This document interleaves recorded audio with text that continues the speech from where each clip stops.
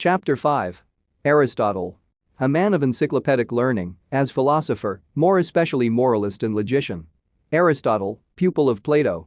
Aristotle of Stagira was a pupil of Plato, and he remembered it, as the best pupils do as a rule, in order to oppose him. For some years he was tutor to Alexander, son of Philip, the future Alexander the Great. He taught long at Athens.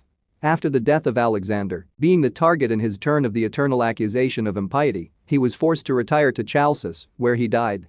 Aristotle is, before all else, a learned man. He desired to embrace the whole of the knowledge of his time, which was then possible by dint of prodigious effort, and he succeeded. His works, countless in number, are the record of his knowledge. They are the summa of all the sciences of his epoch.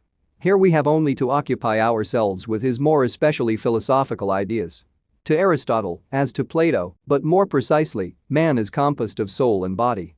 The body is composed of organs, a well-made piece of mechanism. The soul is its final purpose. The body, so to speak, results in the soul, but, in turn, the soul acts on the body and is in it not its end, but its means of acting upon things, and the whole forms a full and continuous harmony.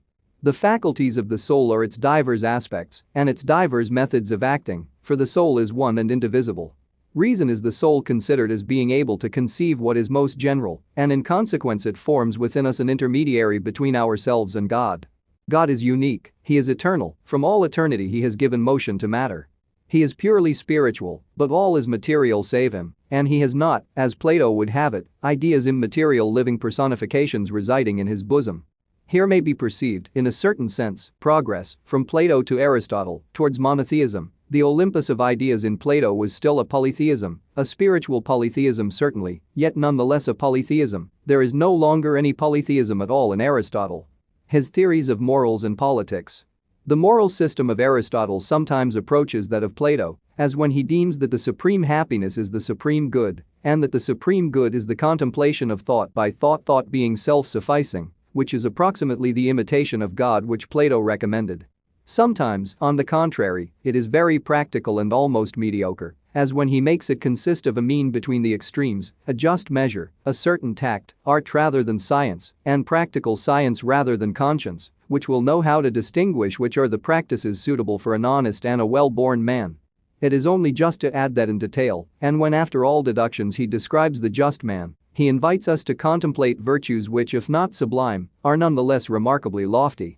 His very confused political philosophy, the volume containing it, according to all appearance, having been composed, after his death, of passages and fragments and different portions of his lectures, is specially a review of the divergent political constitutions which existed throughout the Greek world.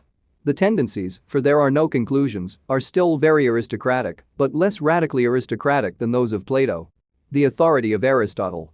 Aristotle, by reason of his universality, also because he is clearer than his master, and again because he dogmatizes not always, but very frequently instead of discussing and collating, had throughout both antiquity and the Middle Ages an authority greater than that of Plato, an authority which became, except on matters of faith, despotic and well-nigh sacrosanct. Since the 16th century he has been relegated to his due rank one, which is still very distinguished, and he has been regarded as among the geniuses of the widest range, if not of the greatest power, that have appeared among men. Even now he is very far from having lost his importance. For some he is a transition between the Greek genius extremely subtle, but always poetic and always somewhat oriental and the Roman genius. More positive, more bold, more practical, more attached to reality and to pure science.